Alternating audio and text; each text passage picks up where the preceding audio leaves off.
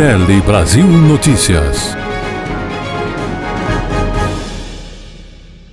Olá, está começando a sua edição semanal do seu jornal Tele Brasil Notícias. E terá os destaques nesta edição que são a questão da população mundial, que deve reduzir na maioria dos países. Também aqui no Brasil falaremos da Anvisa, que mantém a proibição da comercialização dos cigarros eletrônicos. Falaremos também da questão de apostas online. Saiba quando é hora de você parar para não ficar viciado. Tudo isso e muito mais informações dentro desta edição do jornal Tele Brasil Notícias. No ar.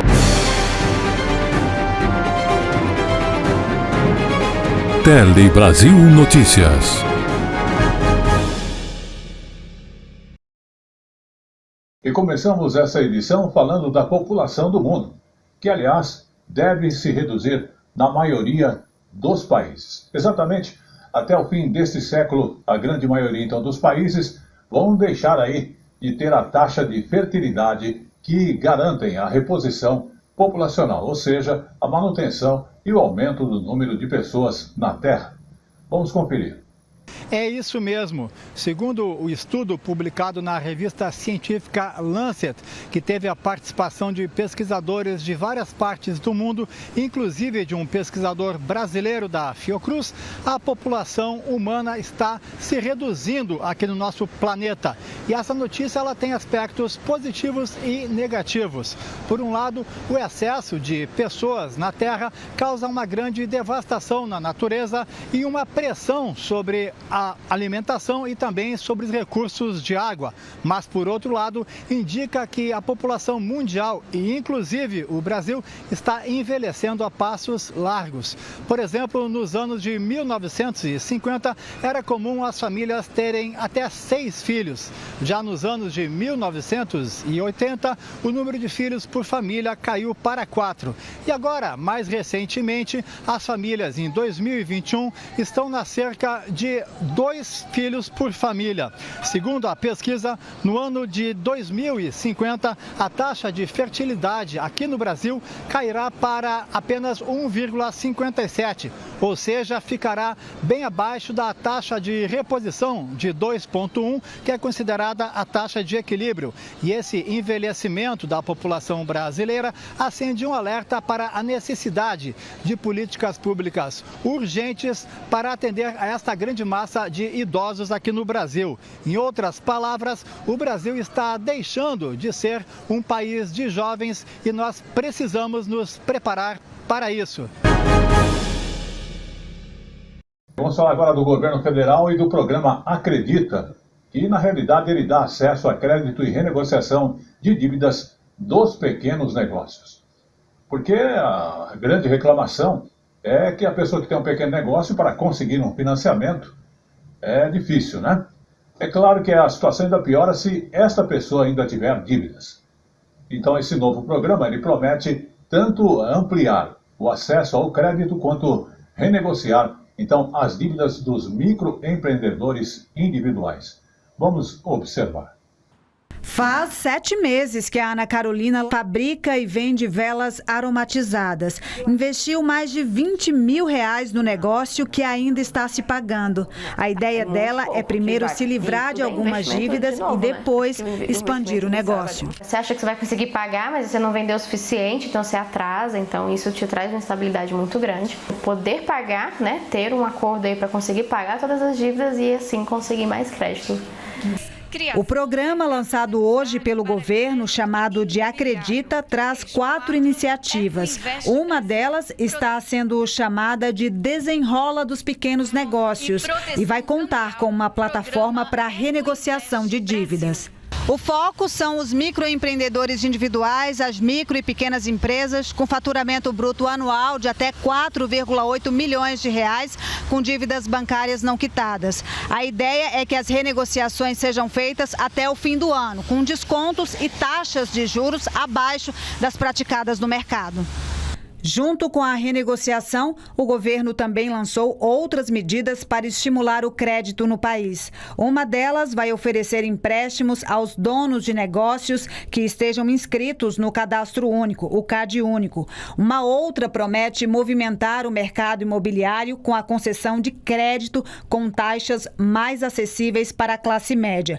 Por último, o Eco Invest Brasil é um incentivo aos investimentos em projetos sustentáveis. Agora é ver o programa na prática. A Ana Carolina está cheia de planos. Eu quero conseguir abrir uma loja física, né? Conseguir levar minhas velhinhas para mais lugares, vendendo para o Brasil inteiro. A força de vontade já tem.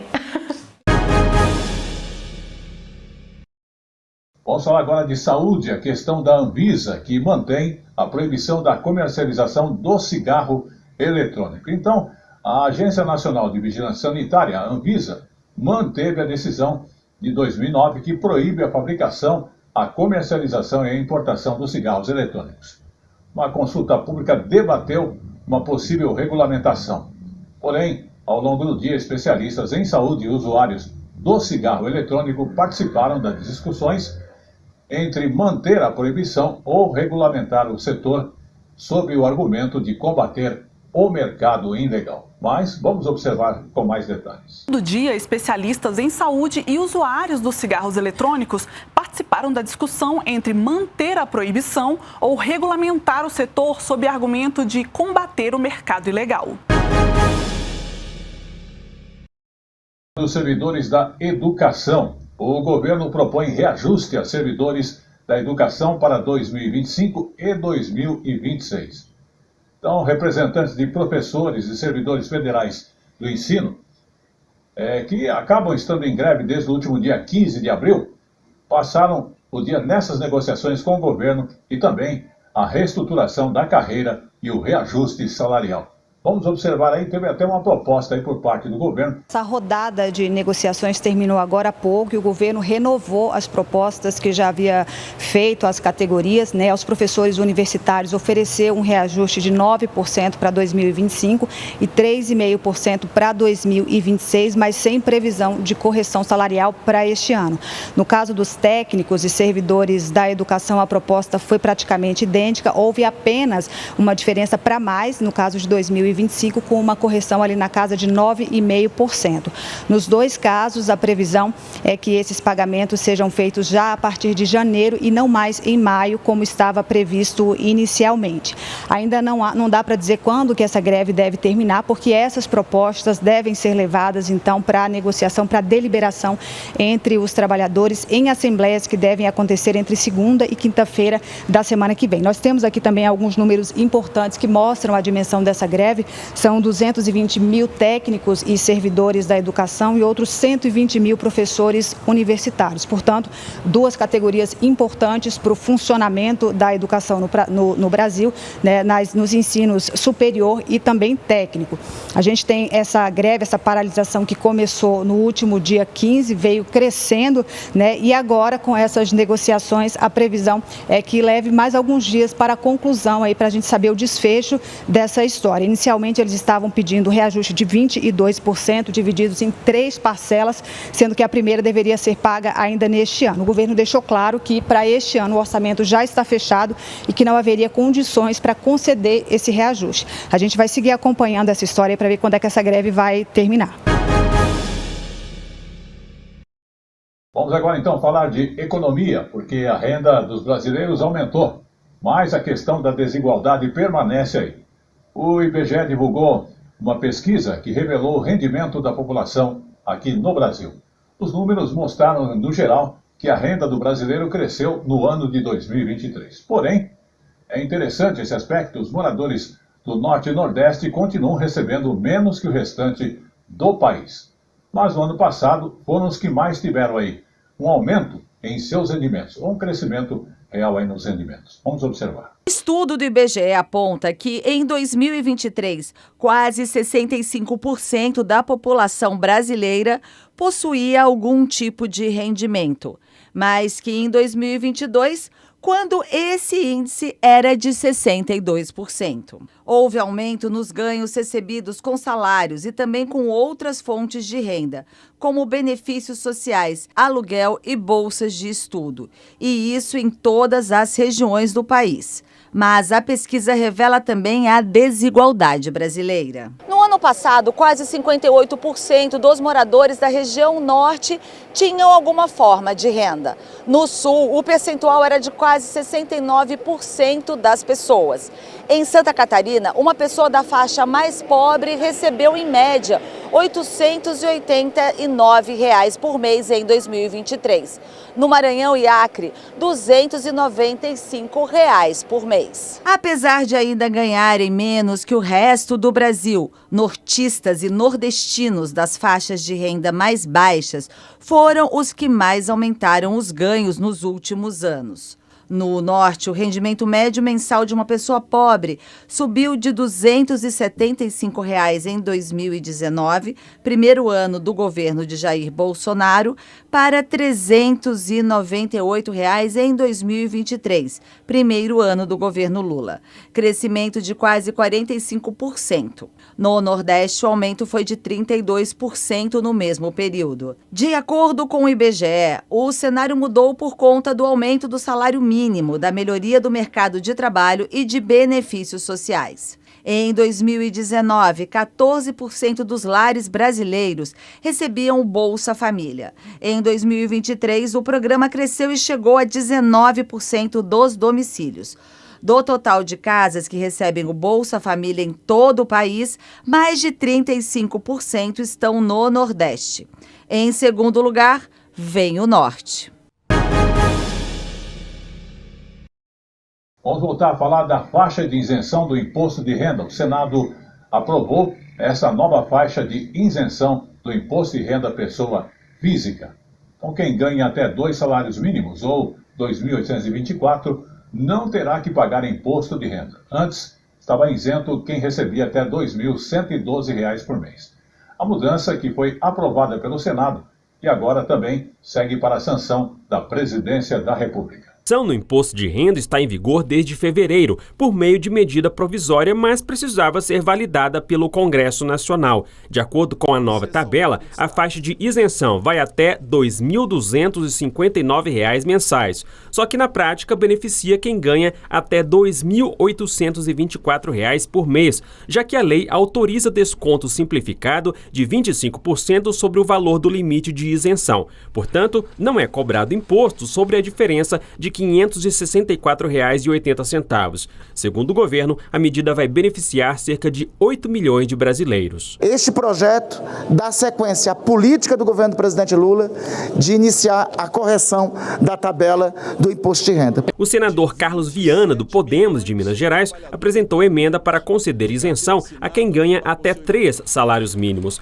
mas a proposta foi rejeitada. O líder do governo no Senado, Jacques Wagner, lembrou o compromisso do presidente Lula de isentar do imposto de renda quem ganha até R$ 5 mil até o fim do seu governo. Ele ressaltou que isso deve ser feito aos poucos. Em função de toda a necessidade de manter a responsabilidade fiscal, fizemos apenas na primeira faixa para beneficiar exatamente as pessoas mais necessitadas.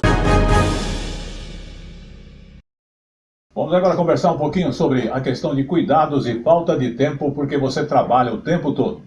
Então, essa falta de tempo ela se resume para a educação e também com os cuidados próprios. Enquanto as mulheres cuidam de toda a família, elas colocam justamente em segundo plano o cuidado com a sua própria saúde. E também a questão do trabalho doméstico acaba dificultando o acesso à educação no mercado de trabalho. Vamos observar esta realidade.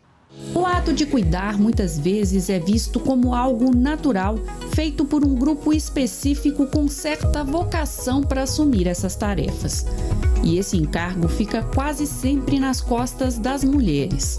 Essa cultura, reafirmada todos os dias nas residências e nos espaços públicos, é materializada na contagem de tempo dedicado, por exemplo, às tarefas de cuidado com a casa. Enquanto elas passam, em média, 21,3 horas semanais nessas atividades, os homens utilizam quase metade desse tempo, 11,7 horas. Essa sobrecarga impõe às mulheres inúmeros desafios com reflexos em diferentes áreas da vida. Quando se trata da saúde delas, o impacto é grande. Com o tempo escasso, os exames de rotina vão ficando para depois. A prática de atividades físicas ou momentos para se dedicar ao descanso são artigos de luxo. As mulheres hoje, as cuidadoras, elas desenvolvem vários problemas de saúde mental, como ansiedade, depressão, muito relacionada à sobrecarga. Eu falo que a gente cuida da saúde quando a gente sente dor. Se eu sentir dor, aí eu procuro um médico, alguma coisa assim do tipo. Mas fora isso, eu também não tenho essa rotina. Eu tento manter o máximo de paz para mim não ficar, sabe, com esse negócio de depressão, de ansiedade, que é tão ruim. O relatório Esgotadas, produzido pela organização governamental Think Olga, traz dados preocupantes que ilustram esse cenário. Quase metade das mulheres entrevistadas possui um diagnóstico de ansiedade, depressão ou algum outro tipo de transtorno mental. Entre os fatores que têm gerado maior insatisfação na vida delas estão a estrutura financeira, o trabalho e os relacionamentos. Essa dificuldade de conciliação, ela é um ciclo, em que ela precariza o cuidado por não ter questões econômicas viáveis para isso, e ela impede que as mulheres entrem e permaneçam no mundo do trabalho e assim possam ganhar o seu próprio sustento.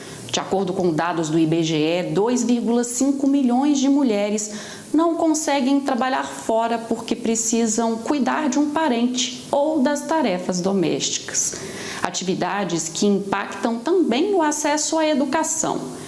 Quase 7 milhões de mulheres entre 15 e 29 anos não estudam e também não trabalham fora por esse mesmo motivo. A sociedade como um todo, as instituições, os governos não se beneficiam de todo o potencial de trabalho das mulheres, que fica obscurecido por essa necessidade das mulheres terem que se dividir, e os homens não, entre o trabalho que é um trabalho doméstico e o trabalho do mercado. Na correria do dia a dia, é difícil priorizar os livros e cadernos, mas mesmo assim, elas não deixam de sonhar. Eu já estava com 3 filhos, eu tinha 23 anos e aí eu voltei para o colégio, foi onde que eu consegui a minha formação. Então, a Gabriela daqui a um tempo tem a mira assistente social, que eu acho que assim, é um sonho, é o meu sonho.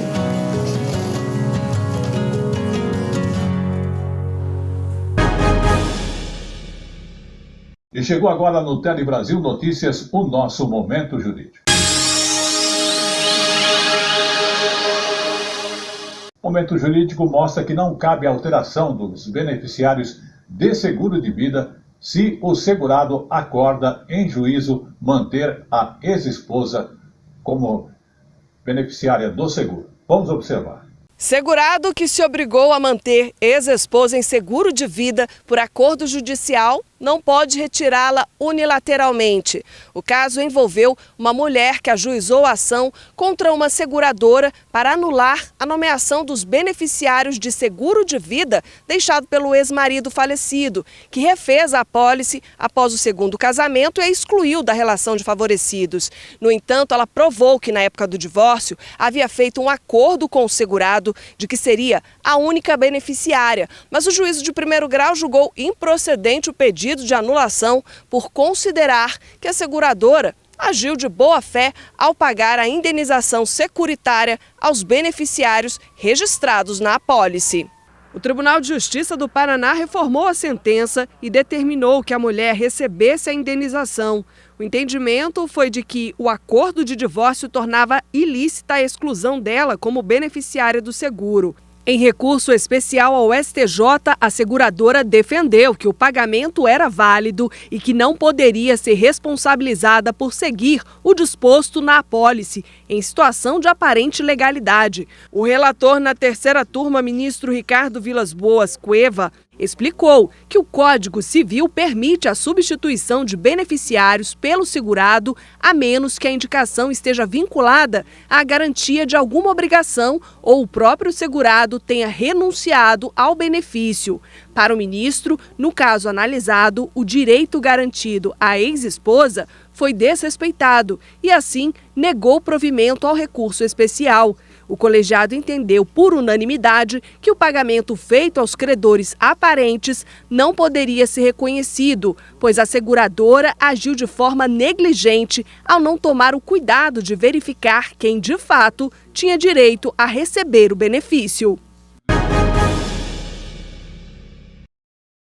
Vamos falar agora do STF, porque agora está autorizado vestes religiosas em fotos de documentos oficiais. Exatamente, o Supremo Tribunal Federal decidiu garantir o direito de uso de vestimentas religiosas em fotos e documentos oficiais. A exigência é apenas que a vestimenta permita a identificação visual do rosto daquela pessoa que vai estar na foto. Vamos observar.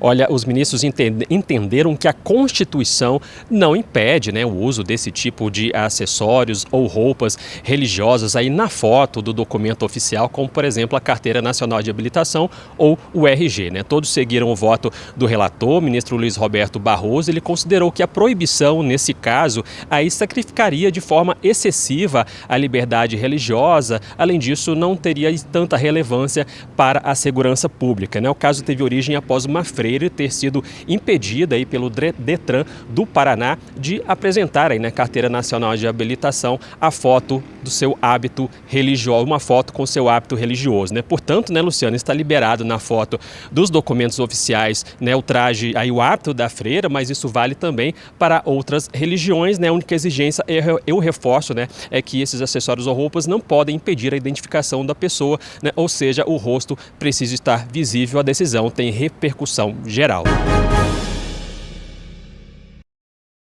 Vamos falar agora de uma de nossas manchetes, a questão da apostas online. Então você tem que aí analisar, porque tem que saber quando o jogo vira um vício, Porque o mercado de apostas vem crescendo aqui no Brasil. Apenas em 2023 o setor movimentou cerca de 45 bilhões de reais. E justamente para impedir os crimes como lavagem de dinheiro, endividamento de quem sofre com esse vício em jogos, o governo criou regras para esse setor. Vamos conhecê-la. Paulo é muito bom nas apostas online de futebol. Ele acertou o campeão da Copa do Mundo, a Argentina, e da Libertadores da América, o Fluminense. Continua apostando e o saldo tem sido positivo. Ele vê com bons olhos a regulamentação desse mercado. Traz segurança para quem está apostando, e traz segurança para o próprio mercado. Você acaba sendo um mercado mais confiável. Agora, as apostas esportivas só poderão ser pagas de imediato, ou seja, quando a pessoa tiver o recurso na hora. Nada de pagamento com cartão de crédito, boleto, cheque ou criptomoeda. De acordo com o Ministério da Fazenda, a medida serve para desestimular o endividamento dos brasileiros com jogos. E a maioria dos que se endividam sofre com o vício aos jogos. As apostas, por si só, elas têm um efeito de prender o público nisso, pelo mecanismo cerebral delas. Elas atingem a região do prazer e de uma forma que a gente chama na psicologia de reforço intermitente. O que é isso? Uma hora eu tenho ganho, outra hora eu não tenho, e não tenho muitas vezes, mas eu fico sempre na expectativa do ganho. Então, esse mecanismo acaba prendendo as pessoas e fazendo com que elas tenham a expectativa de que em algum momento elas vão ganhar. E elas vão perdendo a racionalidade. Para quem tem dificuldade de lidar com o limite nos jogos, seguem algumas dicas. Eu oriento que as pessoas, ao fazer as apostas, que ela entre no planejamento. Então, por exemplo, você quer jogar? Defina o limite do seu salário, da sua receita para jogar. Que a pressão social e a pressão também das mídias ou da publicidade é tão grande que você se perde nesse processo. Então você precisa de um educador financeiro, de um consultor, às vezes até de um psicólogo para te ajudar. Vamos agora falar com você que vai viajar e vai retirar aí o seu passaporte. Então preste atenção, porque o agendamento de passaporte é adiado temporariamente.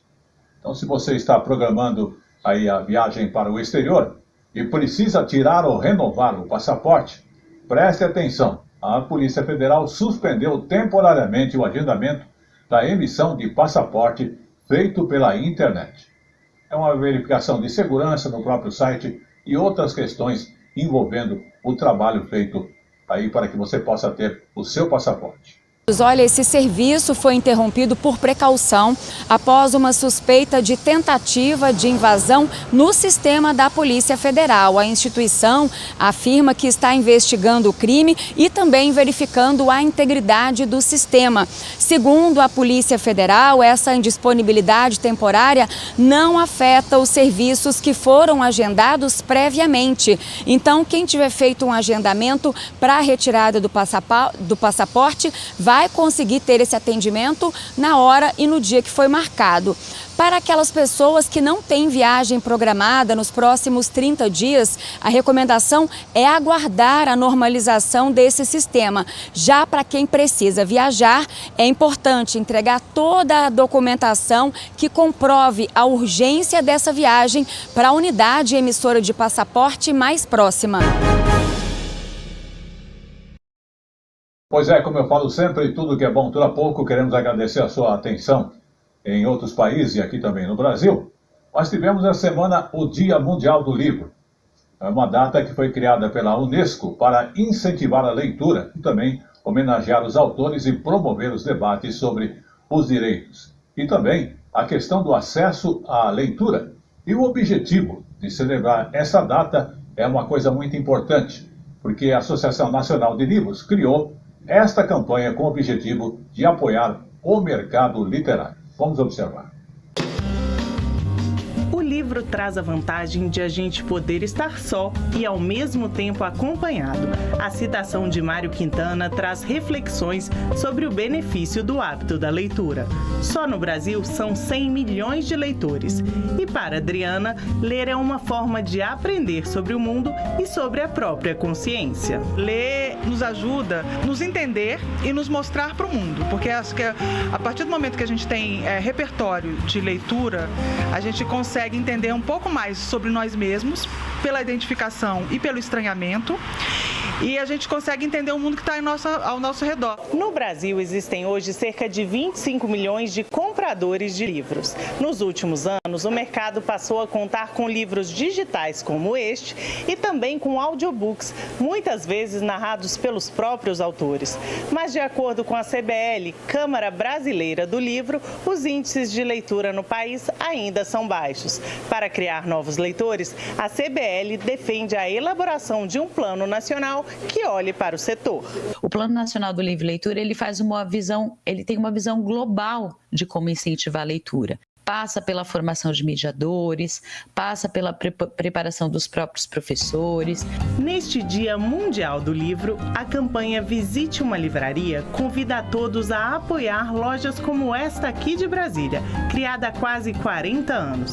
A iniciativa é da Associação Nacional de Livrarias. Além de ser uma vendedora de livros, eu sou uma leitora, né?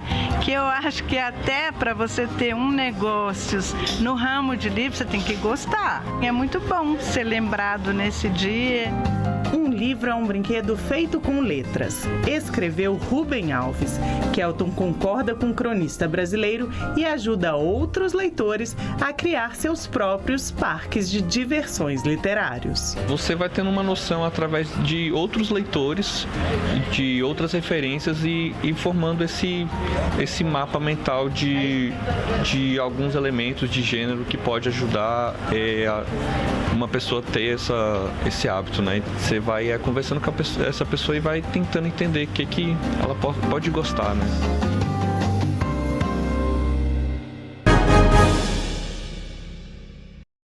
E esse foi o seu jornal Tele Brasil Notícias da semana, com algumas informações bastante úteis para você e outras de orientações, que estará de volta na semana que vem, agradecendo a sua audiência.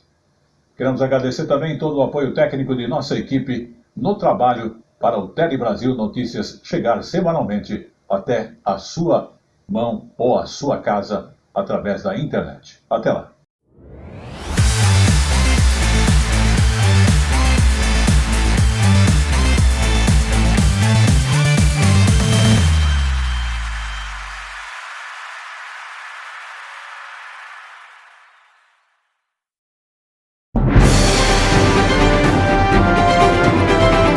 Tele Brasil Notícias.